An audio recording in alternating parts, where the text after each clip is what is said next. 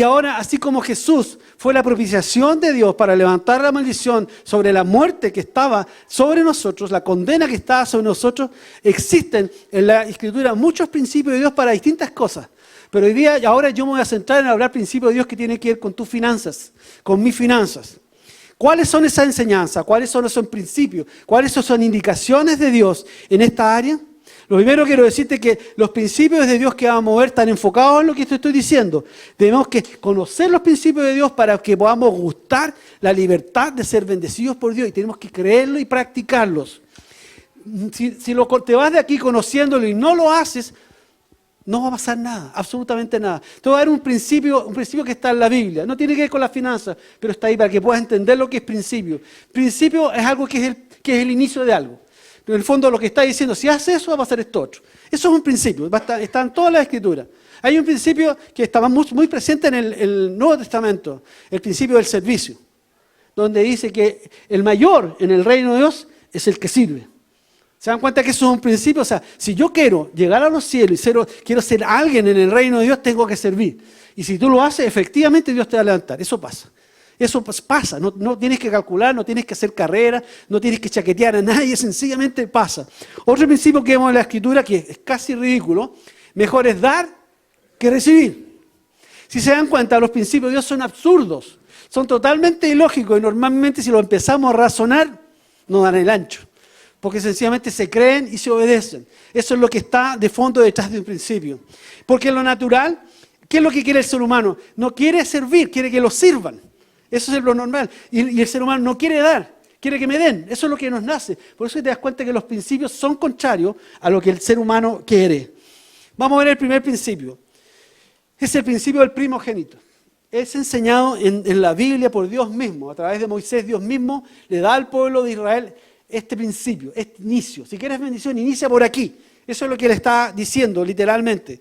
Está en el capítulo 13 del libro de Éxodo, llamado también primogénito, primero fruto y finalmente diezmo. Es el mismo principio que va tomando distintos nombres de acuerdo a las circunstancias, de acuerdo al grado de revelación. Cuando habla de circunstancias, si le está hablando a una persona que es ganadero, le va a hablar de los primogénitos, porque le está hablando del primer animal. Pero si le está hablando a un agricultor, le va a hablar de los frutos, le va a hablar de la cosecha, porque le está hablando a agricultores. En ese sentido, por eso que los nombres van como cambiando, pero se está refiriendo básicamente a eso. Así que si puedes buscar en tu Biblia Éxodo 13:2. Vamos a ir, primera vez que vamos a leer este principio. Éxodo 13:2.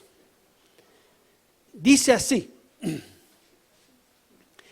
conságrame todo primogénito, cualquiera que hable la matriz de los hijos de Israel, así de los hombres como de los animales, mío es. Voy a volver a leerlo. Conságrame todo primogénito, cualquiera que hable la matriz entre los hijos de Israel, así de los hombres como de los animales, mío es. Esa es la versión Reina Valera, la santa, la única, intocable. Ahora voy a leer la pagana, que dice: dedícame a todos los primeros hijos varones del pueblo de Israel. Dedícame a todos los primeros hijos varones del pueblo de Israel. Todo primer nacido, tanto ser humano como de animales, me pertenece. Vemos claramente en este versículo Dios declarando lo siguiente: todo primogénito, todo lo primero, todo el primero es mío. Nuestra naturaleza humana dice que es raro este principio. O sea, ¿cómo va a ser para él primero? Egoísta. Pero así funciona Dios, son los principios de Dios. En esencia, lo que vemos en este principio es Dios diciéndonos: ponme a mí primero.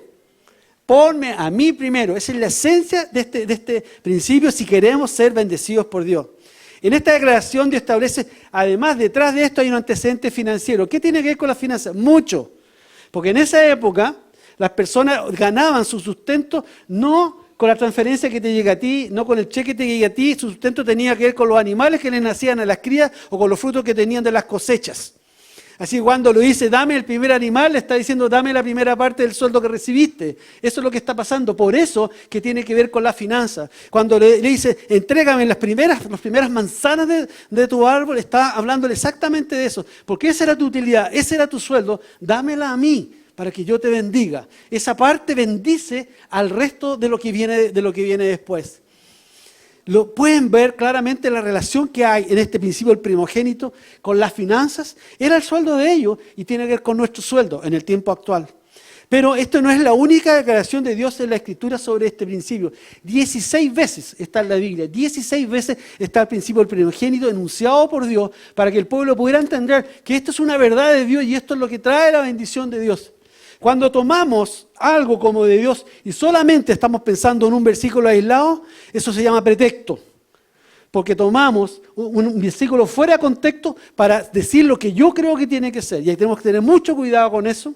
Tomar un versículo aislado porque tienes que verlo en el contexto general. Pero este versículo, para que les quede claro, está 16 veces Dios enseñando exactamente lo mismo. Seguimos avanzando. Éxodo 13, 12, 13. Vamos a volver al principio en otra declaración de Dios. Pero tiene algo distinto. Lo vamos a leer. Éxodo 13, 12, 13. Sería súper bueno que lo marcaras en tu Biblia para que después lo vuelva a leer. No creas que yo te estoy vendiendo algún producto, sino que sencillamente es la palabra de Dios lo que estamos hablando esta mañana. Éxodo 13, 12, 13. Dice así. Dedicarás a Jehová todo aquel que abriere la matriz. Para los más jóvenes, abrir la matriz es el primero que nace, por si acaso. Dedicarás a Jehová todo aquel que abriere la matriz, y así todo primer nacido de tus animales, los machos serán de Jehová, mas todo primogénito de asno redimirás con un cordero. Y si no lo redimieres, quebrarás su cerviz. También redimirás al primogénito de tus hijos. Hasta el versículo pasado que leí era más simple, ahora está la cosa más complicada.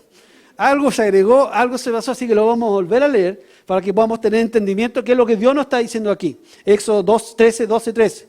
Dedicarás a Jehová a todo aquel que abriere la matriz. Hasta ahí estamos iguales.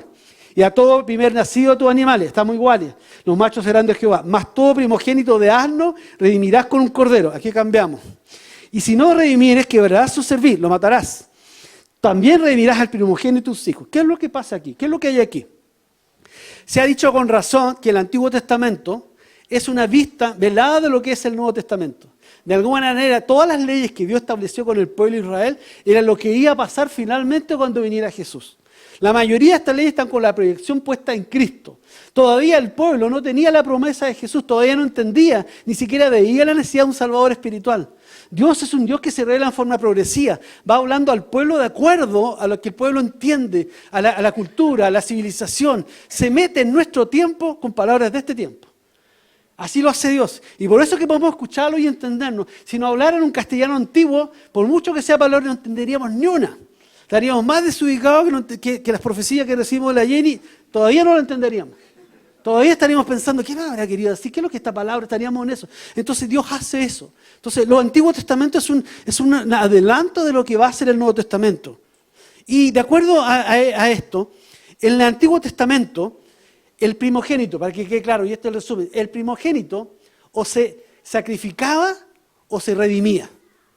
O lo mataban el primero, porque era de Dios, estamos hablando del animal, o se redimía, alguien moría por él. Ese es el concepto, redimir. Alguien muere en lugar de él. ¿Estamos bien hasta ahí? Cada vez que un animal tenía su primera cría, debía sacrificarse. ¿Por qué? Porque era de Dios. Holocausto. ¿Se acuerdan del Antiguo Testamento? El holocausto. Eso eran. Cuando hacían holocausto los sacerdotes, era este primer animal porque era sin mancha, era especial, era el primero. Ese eran los que los sacerdotes sacrificaban en el templo por el perdón de pecados del pueblo. Así que cada vez que un animal tenía su primera cría, se sacrificaba. Era para Dios. Y si la primera cría era de un animal impuro, como el asno, tenía que morir un puro por el impuro. No servía para el holocausto. Nunca vimos sacrificar un asno, ni ninguno de los animales que en el Antiguo Testamento son considerados como impuros de parte de Dios. Para entenderlo fácilmente, el primogénito puro tenía que ser sacrificado y el primogénito impuro debía ser redimido. ¿Hasta ahí estamos bien? ¿Lo entendemos, no es cierto? Yo sé que es complejo, no es fácil. Pero mira esta figura. Juan el Bautista se encontraba bautizando en el río Jordán. Dice los evangelios que de repente levanta la vista y ve a Jesús. Y ese es el momento, según Juan 1:29, que declara: he aquí el Cordero de Dios que quita el pecado del mundo. Ese es el adelanto del Antiguo Testamento, ahora lo vemos en el Nuevo Testamento. Con la declaración de Juan de Bautista, he aquí el Cordero de Dios que quita el pecado del mundo, él estaba poniendo en la actualidad el principio de los primogénitos. No estaba haciendo nada distinto. No sé si lo logran él. Él definió que Jesús era el primogénito y unigénito de Dios. Eso era Jesús. Era el primogénito. Y ese primogénito de Dios, además, era puro. Así que no se halló en el pecado, dice el Evangelio. No hubo pecado en él. Fue perfecto y sin mancha, declaran los escritores del Nuevo Testamento. Por una parte, las Escrituras señalan que nosotros nacemos bajo pecado. Así que nosotros somos impuros a los ojos de Dios. Y ahora si vas completando este verdadero puzzle, los impuros, nosotros debíamos ser redimidos. Los impuros, nosotros debíamos ser redimidos. ¿Para qué? Para poder entrar como sacrificio agradable a Dios, para que pudiéramos entrar a la presencia de Dios. ¿Y quién tenía que ser un cordero puro? Debía morir por nosotros. Si no, debíamos ser quebrados, debíamos morir. ¿No fue la sentencia del Antiguo Testamento en Génesis?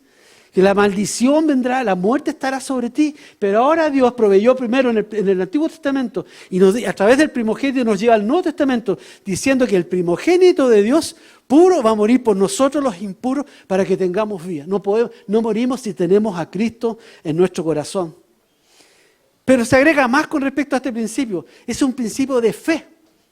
Es un principio de fe, tenemos que practicar fe en el principio de los primogénitos. Y también en el Nuevo Testamento, de nuevo vamos a viajar en el tiempo, al Nuevo Testamento, Romanos 5:8. Pablo dice lo siguiente: mas Dios muestra su amor para con nosotros, que aun siendo pecadores, Cristo murió por nosotros. Todavía ni nacíamos. Él no tenía idea si íbamos a aceptar el sacrificio de Cristo, pero Él murió. Fue en fe. Jesús murió en fe por ti y por mí. Jesús, el primogénito y unigénito Hijo de Dios, fue dado en fe antes de que nosotros creyéramos. La primera parte de Dios, Jesús, fue dada. La primera parte de Dios, de Jesús, su Hijo, fue entregada. Su muerte redentora se produjo en fe antes de saber quiénes creerían realmente. Te veo cara confundido y confundida. Así que vamos a hacer una aplicación práctica de esto, que va a ayudar. Sé que no es fácil, pero es importante que entiendas. Imagínate que tú eres un ganadero que te dedica a la crianza de animales. Y tú tienes tu primera oveja y tu primera oveja está a punto de nacer su primera cría. Ahí está hinchadita, ya ni se levanta, está esperando el momento para que sencillamente nazca la primera cría. A ese momento tú no sabes cuántas crías más va a tener. Si es que va a tener más, no tienes idea. Sencillamente en ese momento va a tener una cría. Pero sí sabes que Dios no te ha dicho, deja que tu oveja tenga 9 crías y después me das la número 10. Dios te ha dicho, dame la primera, porque la primera es mía. Mía es. Ese es el concepto. Dámela en fe, como yo di a mi hijo por ti antes que tú creyeras. Dámela en fe, como yo di a mi hijo. Te voy a poner otro ejemplo para que lo puedas entender más. La plaga de las 10 plagas de Egipto. Hubo la última plaga. ¿Cuál fue la última plaga? La muerte de los primogénitos. ¡Wow! ¿Por qué serían los primogénitos? ¿Por qué Dios tomó tan fácilmente los primogénitos egipcios? Porque eran de Él. Pero si el primogénito es mío. ¿Pero por qué no murieron los primogénitos del pueblo de Israel?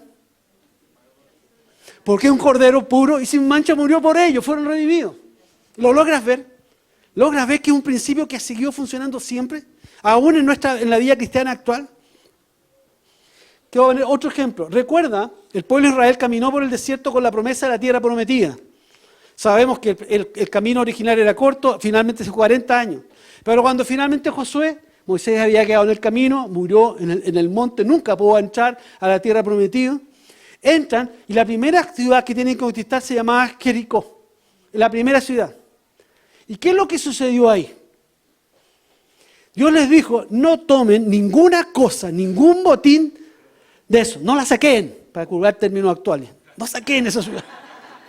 No tomen ningún botín de esa. Pero la pregunta es ¿por qué? ¿A quién se le ocurre por qué? Porque era la primera.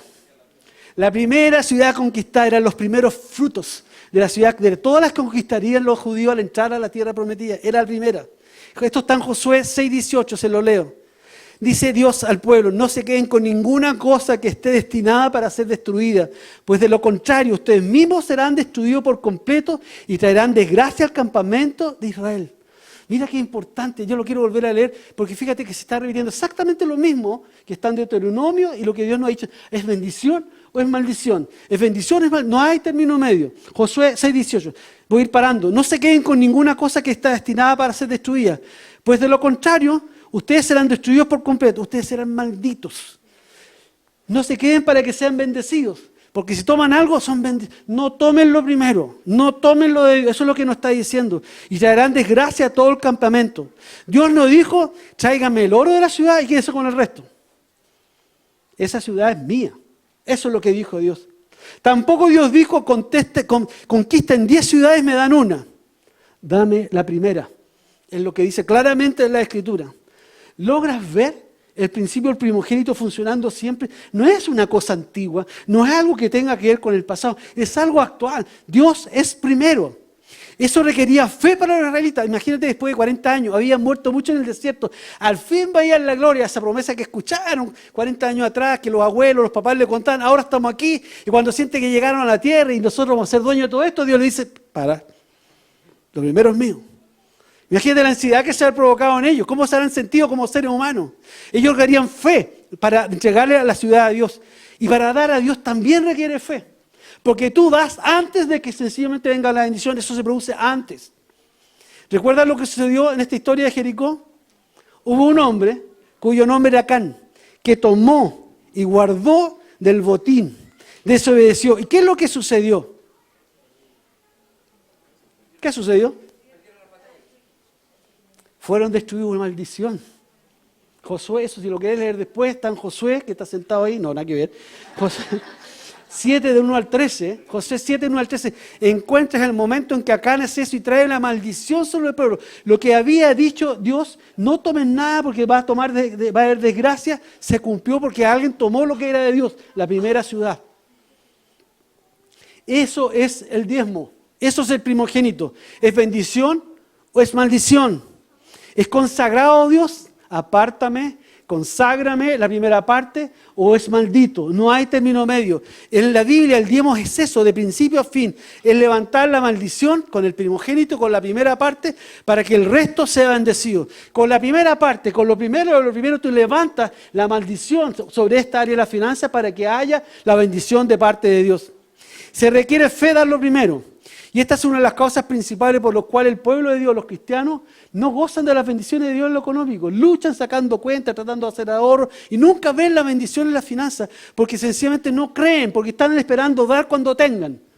No dan en fe, dan de acuerdo a las circunstancias. Ese es el problema. Y ese es un principio y es en fe. Ambas cosas funcionan juntas, no puedes separar uno del resto. Dar el diezmo literalmente es decir a Dios lo siguiente: primero te reconozco a ti. Primero te reconozco a ti, te estoy pidiendo primero en mi vida, confío en ti, que tú te encargarás del resto de mis cosas. Antiguo Testamento. ¿Y qué dijo Jesús en el Nuevo Testamento? Más buscad primeramente el reino de Dios y su justicia. Y todo, lo mismo que te preocupaba en el Antiguo Testamento, todo viene añadido. O sea, tranquilo, entrégame lo que es mío y yo te doy todo lo que necesitas. Es la misma declaración del Antiguo y en el Nuevo Testamento, no hay ninguna diferencia. Acuérdate de la palabra de Dios, lo que Dios dice. La primera porción es lo que redime. Jesús, el primogénito de Dios, nos redimió a nosotros. Ese principio funciona absolutamente en todo. El principio a grandes rasgos es Dios es primero para que haya bendición. Quiero decirte que toda la Biblia está llena de ejemplos de lo que estoy hablando. No es algo antojadizo. ¿Qué es lo que dice el primer mandamiento? ¿Cómo resume eso? Con todo tu corazón. Dios es primero.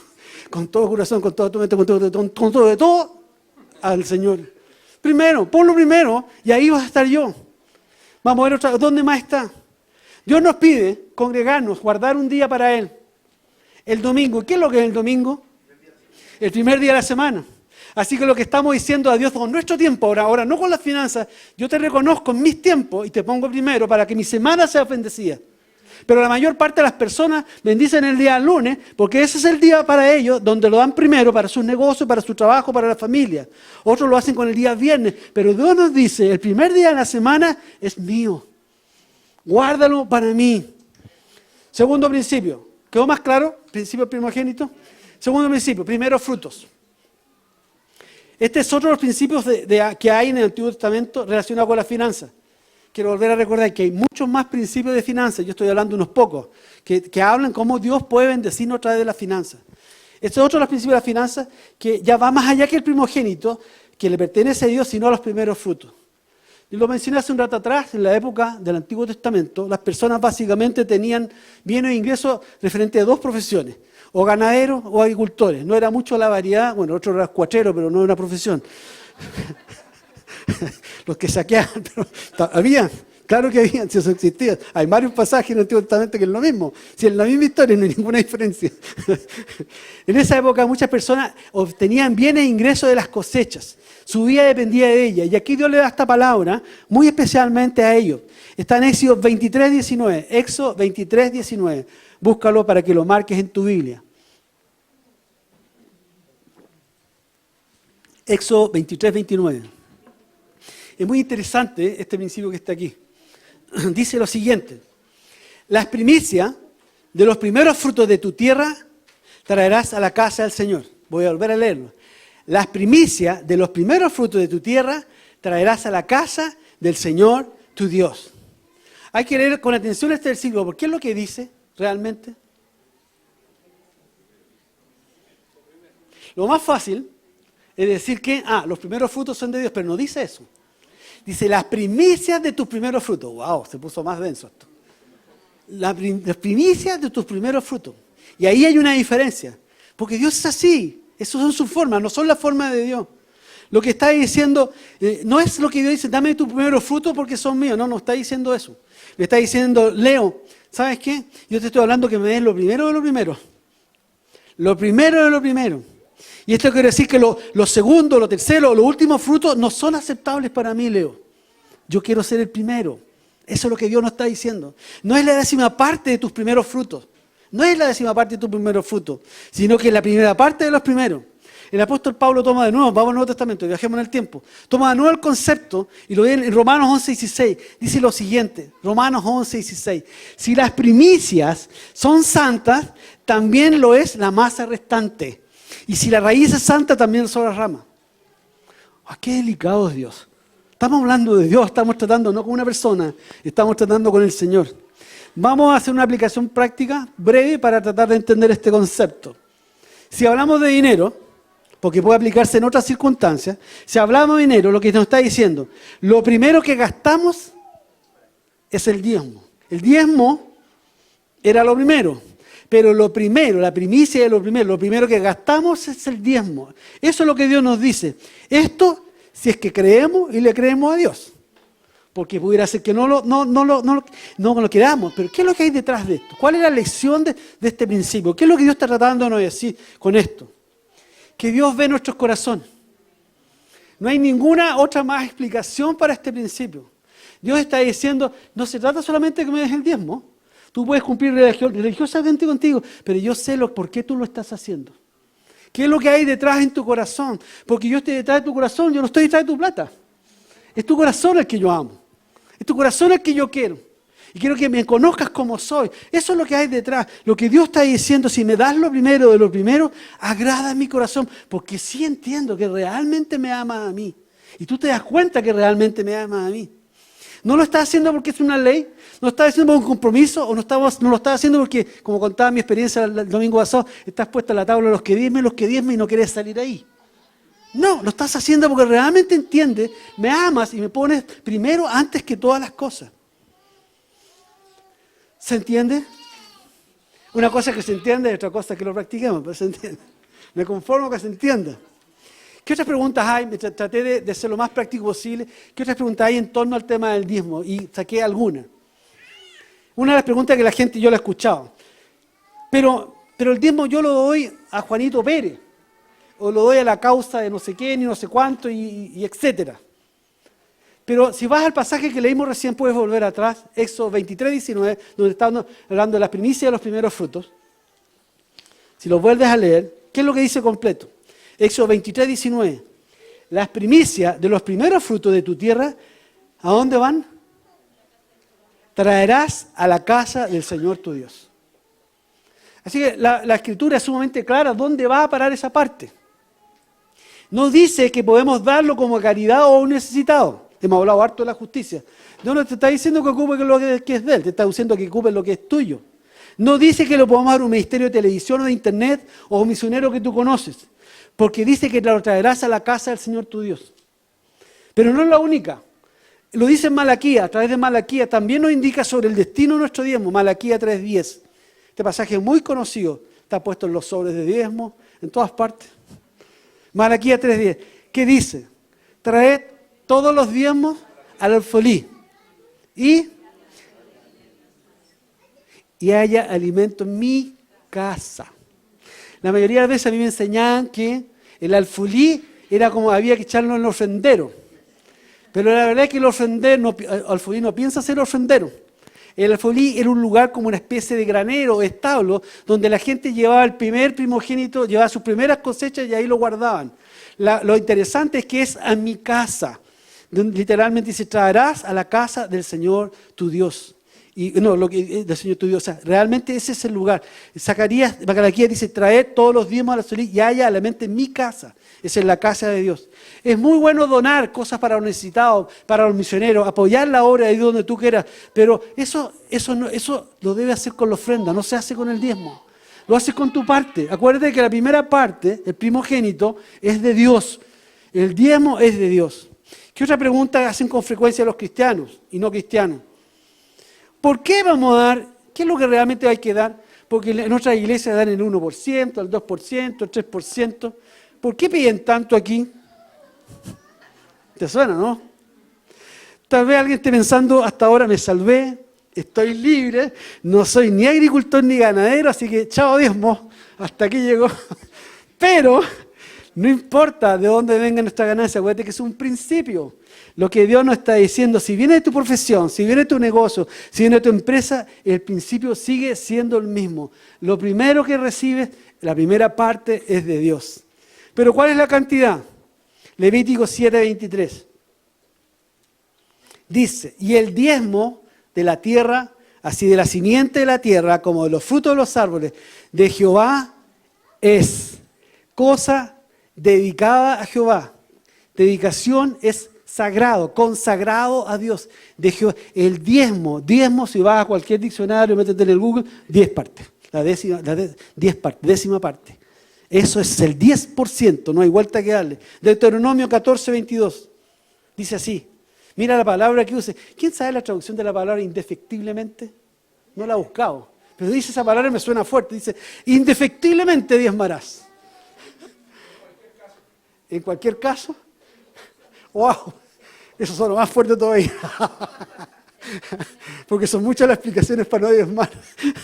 Indefectiblemente, Deuteronomio 14:22, indefectiblemente diezmarás todo el producto de tu grano que rindiere tu campo cada año. Y comerás delante de Jehová tu Dios en el lugar que Él escogiere para poner allí su nombre. Y el diezmo de tu grano, de tu vino, de tu aceite, las primicias de tus manadas, de tus ganados, para que aprendas a temer a Jehová tu Dios todos los días. ¿Dónde más aparece el diezmo? Malaquías 3:8. ¿Robará el hombre a Dios?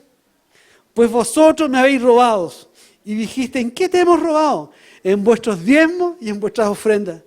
Mire lo que dice después. Malditos sois con maldición, porque vosotros, la nación toda, me habéis robado. Dios no lo está diciendo.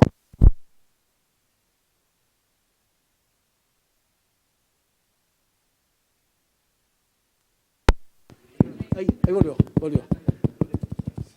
Es el primero. Este es el primero. Dios, voy a enchufar de nuevo cable a tierra. Vamos a leer, Malaquías 3:8, tercera parte donde aparece la palabra diezmo. ¿Robarás el nombre de Dios? Pues vosotros me habéis robado y dijiste, ¿en qué te hemos robado? En vuestros diezmos y ofrendas. Y viene lo siguiente, malditos sois con maldición, porque vosotros la nación toda me habéis robado. ¿No es el mismo principio que le está diciendo, si tú tomas lo que es de Dios, va a haber maldición? Pero Dios no le está diciendo, yo te voy a maldecir, Boris, yo te voy a maldecir a ti, Natalia, Josué.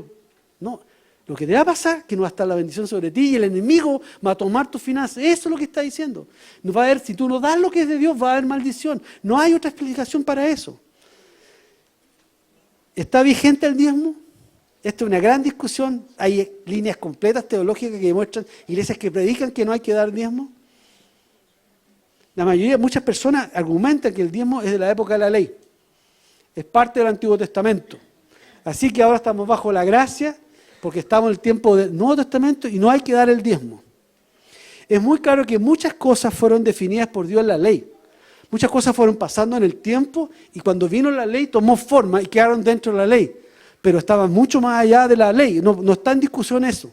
Pero aunque así sea, sigue siendo un principio de Dios. Quiero que piensen lo siguiente. Ponte a pensar, sé que hace calor, pero ponte a pensar. ¿Hay algún cristiano aquí que se afirma que dado que el adulterio fue anunciado bajo la ley, hoy día el tema es que como estamos en la gracia, hay que adulterar nomás? ¿Hay alguien aquí que piensa y acepta que dado que el robo fue definido en la ley, y un domingo en la mañana, yo sin que se dé cuenta, me acerco a Eduardo y le saco la billetera, me la llevo, y alguien me sorprende y me dice, pastor, está robando a Eduardo. Pero dije, ¿pero qué problema? Pero si eso era para la ley, que ahora estamos viendo la gracia. No hay problema. ¿Alguien piensa así? ¿Por qué entonces podríamos pensar al revés? ¿Por qué hemos cambiado tanto las cosas? Robert Morris, autor del libro Una vida con bendición, de los cuales he sacado varios conceptos de los que he estado estos 2 días hablando, mientras estaba orando y estudiando sobre el concepto del diezmo, porque él era una de las personas que pensaba que el diezmo era del Antiguo Testamento y no del Nuevo, buscando a Dios, estaba leyendo el pasaje de Malaquías del capítulo 3, del 1 al 12. Le daba vuelta y una otra vez, hasta que el Espíritu Santo le puso atención en un versículo, el versículo 6. Malaquías 3:6 dice lo siguiente: porque yo, Jehová, no cambio. Dice Robert en su libro que él reaccionó de inmediato y le dice, pero Señor, esto es del Antiguo Testamento. Y la voz del Espíritu Santo le responde y le dice, puse ese versículo exactamente donde yo lo quería. Al final del Antiguo Testamento, para que nadie se confundiera de que eso es mío. Lo primero es mío. Yo, Jehová, no cambio. Pero ¿y qué dijo Jesús con respecto al diezmo? Muchos argumentan que como Jesús no enseñó sobre el diezmo, entonces no diezmo. Porque Jesús es el modelo, a él hay que seguirlo. Quiero reconocer que la verdad, que Jesús nunca habló del diezmo. Y es verdad que en general en el Nuevo Testamento no se explaya sobre enseñanzas del diezmo en el Nuevo Testamento. Eso es verdad. Pero esto tiene una explicación que es bastante fácil. No tiene nada del otro mundo. La Biblia se plantea, cuando está escrita, Dios se plantea de cosas que fueron dichas, que sencillamente ya fueron dichas. No la está repitiendo a cada rato. No es algo que tenga que una y otra vez estar siendo enseñado.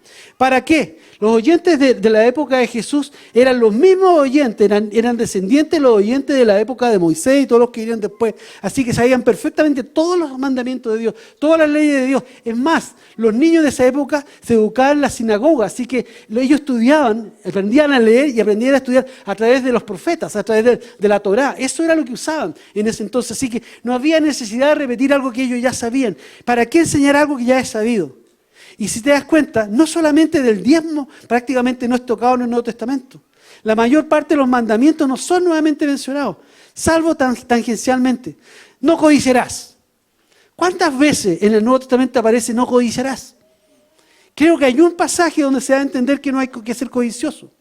Pero sencillamente no se repite porque ya se sabe, ya se dijo, la clase pasó, era del nivel 1. Y aquí estamos en el nivel 6, no vamos a estar repitiendo el kindergarten. Eso es lo que Dios está haciendo ahí. No hablar falso testimonio o no robar. ¿Cuánta enseñanza específica dio Jesús o los escritores del Nuevo Testamento con respecto a eso? Muy poco, casi nada. La excepción del Antiguo Testamento que es repetido una y otra vez es el día del reposo.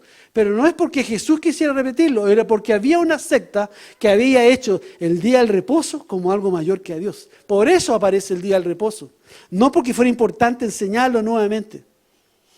Con respecto al diezmo específicamente existen 2 evangelios que hablan palabras de Jesús en relación al diezmo, donde Cristo valida el concepto de diezmar, no lo discute, no lo censura.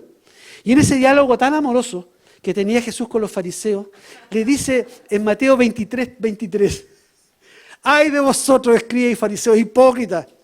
Porque diezmáis la menta, el eneldo y el comino, y dejáis lo importante de la ley, la justicia, la misericordia y la fe. Esto era necesario hacer sin dejar de hacer aquello. Tenías que hacer eso, pero lo otro sigue igual, no ha cambiado. Eso le está diciendo. Lucas 1, 11, 42, el mismo pasaje, lo ve de otro punto de vista. Ve a Jesús de nuevo diciendo, ay de vosotros fariseos, que diezmáis la mente y la ruda y toda hortaliza, y pasáis por alto la justicia y el amor de Dios. Esto es necesario hacer sin dejar de hacer aquello.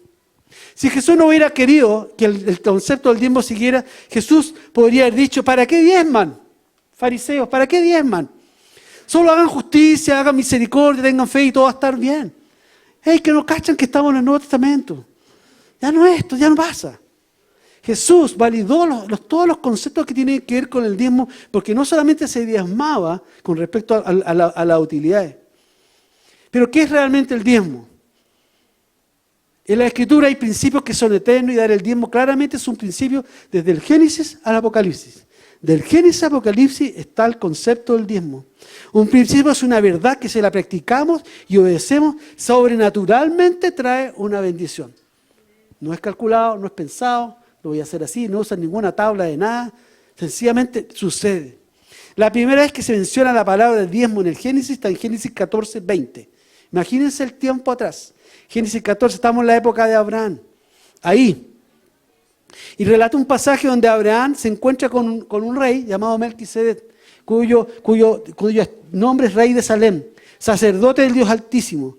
Y va a él para ser bendecido por él y le entrega los diezmos del que ganó una batalla. Abraham había tenido una batalla con varios reinos, reyecillos de esa época, y ganó. Y sale a ese encuentro este rey, que aparece de la nada, y le entrega los diezmos a este rey. El pasaje está en Génesis 14, 18, 20, y lo voy a leer.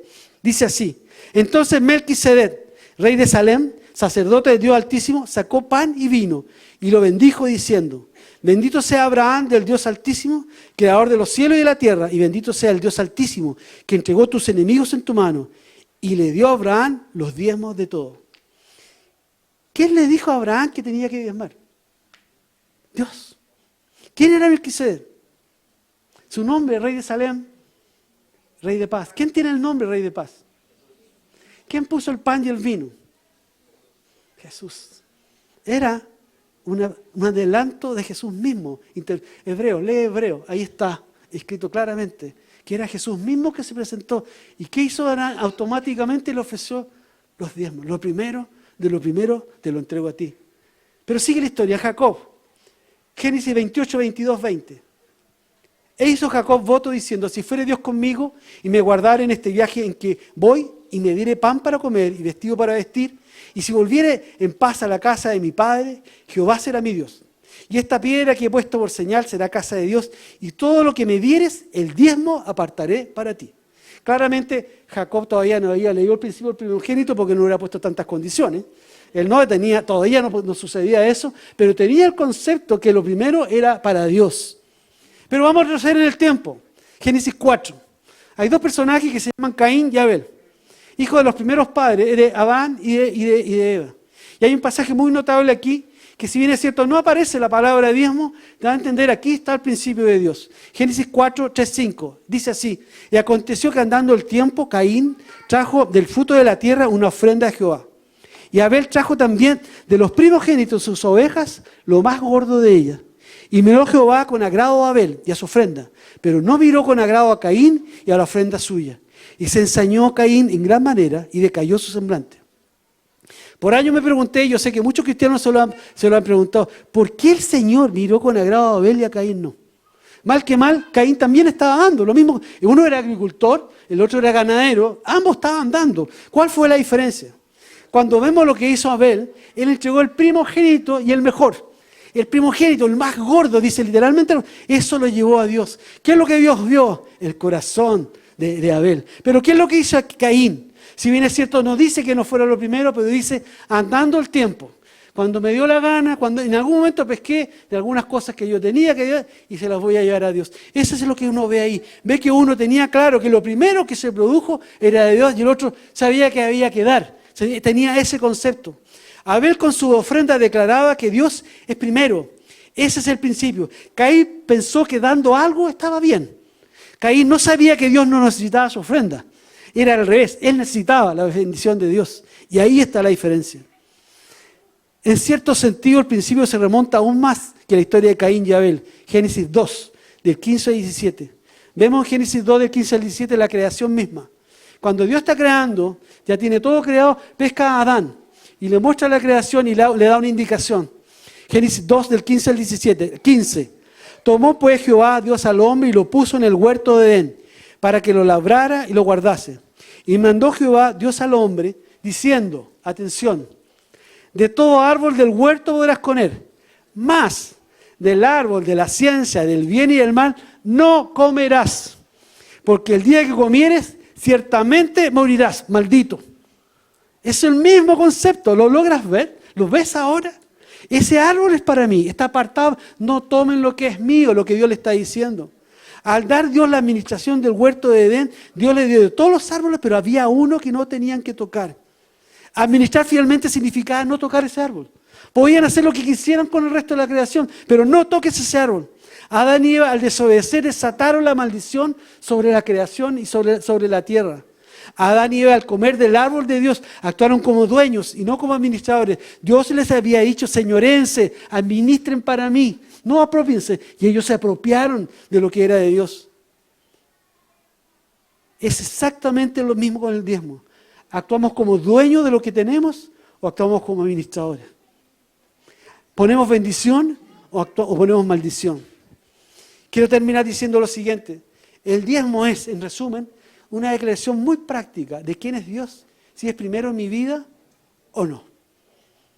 Pero también el diezmo es una prueba de fe. No es algo que hacemos por deber ni por cumplir, porque se necesita fe. Se necesita fe para creer que Dios tomará lo menos que tengo, porque ahora tengo un 10% menos, para convertirlo en más. Necesitamos fe para creer que podemos vivir mejor con el 90% de mi ingreso que con el 100% de los ingresos, porque Dios lo va a bendecir. ¿Tienes fe para eso? ¿Realmente tienes fe para eso? Pero el diezmo también es una prueba de fidelidad, no solamente fe, no solamente reconocerlo, es una prueba de fidelidad. Porque o actúas como administrador, que es lo que Dios te dijo, o actúas como dueño siendo infiel, te apropias de lo que es de Dios. Es una prueba de la fidelidad. Y el diezmo no es dar a Dios, es devolver lo que es de Dios. Quiero terminar esta enseñanza con una aplicación muy práctica y muy personal.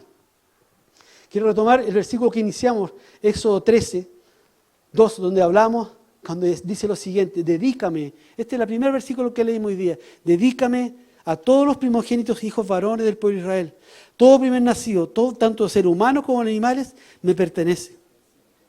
Si tú sigues leyendo del 12, lo que sigue para adelante, te das cuenta que Jehová Dios le está repitiendo una vez lo mismo, tratando que el pueblo pudiera entender el concepto. Si vas avanzando en la lectura, vas a llegar a los versículos 12, 13, pero nos encontramos en el 13, es Éxodo 13, el mismo Éxodo 13, en el 14 y 15, cuando está contándolo, tienes que hacer esto otro, entonces esto, y se detiene sobre el concepto del primogénito, y se detiene y dice Dios esto. Y cuando mañana te pregunte tu hijo, diciendo, ¿qué es esto? Cuando te pregunte, dijo, ¿y por qué tienes que dar ese animal, el primer animal? Eso es lo que le está diciendo. Entonces tú le dirás, dice Dios, Jehová, hijo, nos sacó con mano fuerte de Egipto. Veníamos de casa de servidumbre. Él endureció al corazón de Faraón para dejarnos ir. Jehová hizo morir en la tierra de Egipto a todo primogénito, desde el primogénito humano hasta el de las bestias. Y por esa causa yo sacrifico lo primero. Yo sacrifico para Jehová todo primogénito macho y redimido, que es el primogénito de mis hijos. Para Dios era claro que las generaciones venideras tenían que tener y saber de que no se trataba de una ley. Tenían que entender que detrás de esto hay una historia de amor y una historia de gratitud. Si bien es cierto en principio, es más profundamente lo que hay detrás del diezmo, es amor y gratitud. Los egipcios, cuando escriben Éxodo, ellos efectivamente habían sufrido. Ellos habían sido 400 años esclavos. Literalmente trabajaban por el pan y el agua. Ellos eran azotados. Ellos eso es lo que eran. Pero un día Dios les dijo, yo te sacaré de la esclavitud. Pero te pido una sola cosa. Ahora que eres libre, dame lo primero. Y los egipcios, cuando Moisés está escribiendo, los israelitas, cuando está escribiendo estas palabras, ya gozaban de la libertad, gozaban de la protección y la bendición de Dios. Pero Dios les había dicho, cuando estén viviendo eso, no lo olviden. Cuéntale a tus hijos esta historia. Para mí, por años, el dar a Dios fue una obligación para mí. Me enseñaron a dar. así entendía. Si no lo daba estaba mal. Era una ley. No sabía que detrás de esto había un principio, ni menos sabía que había bendición, ni menos sabía que se trataba de amor. Enseñé a mis hijas siendo muy chicas, no sé si está la Dani por ahí, siendo muy chicas a dar a Dios. Le enseñé a dar el diezmo. Porque había que hacerlo, porque era la ley de Dios. Mientras escribía esto me recordé que cuando ya empezaron con el concepto del diezmo, la Dani llegaba con su mesada y me decía, a ver, pero ¿cuánto es esto, papi? ¿Qué es lo que tengo que guardar? Y empezó a hacer su diezmo. Entregaba una ofrenda en la clase de los niños y el diezmo lo echaba acá. Lo aprendió porque era una ley. Pero hoy, si tuviera la oportunidad de retroceder en el tiempo, y tuviera a mi hija de la misma edad, lo haría totalmente distinto. Hoy no le diría que se trata de una ley. Esperaría una oportunidad para demostrarle en forma práctica que se trata de amor, que se trata de gratitud a Dios. Esperaría que me vieran un día haciendo un cheque o haciendo una transferencia por el diezmo de la iglesia. Procuraría que lo vieran para que se fijaran cuántos ceros tiene, para que a sus ojos de niña se viera que es una gran cantidad, que se sintiera asombrada, que ¿por qué el papá está dando esto? Y eso generara en ella la pregunta, ¿por qué haces esto? Que pudiera entender por qué lo hace. Yo le diría algo como esto, ¿sabes, hija? No siempre soy la persona que tú ves. ¿Sabes, hija linda? Yo no siempre fui el papá que tú tienes. Hice cosas que no debía hacer. Hice cosas de las cuales me avergüenzo. Alguna vez hería a muchas personas. No era feliz. Había dolor en mi vida. Había dolor en mi corazón. Me sentía muchas veces atrapado. Muchas veces no sentí la salida de mi vida. Busqué alternativas para buscar ser feliz y no la encontré. Vivía literalmente como un esclavo. Pero un día conocí a Jesús. Él cambió mi vida. Él me dio todo. Me liberó. ¿Que por qué lo hago? Es porque se trata de amor, hija. Se trata de gratitud. Porque Él me ama. Por todo lo que ha hecho en mí, por lo que hace por tu mamá, por lo que hace por ti. Por eso lo hago. Se trata de amor.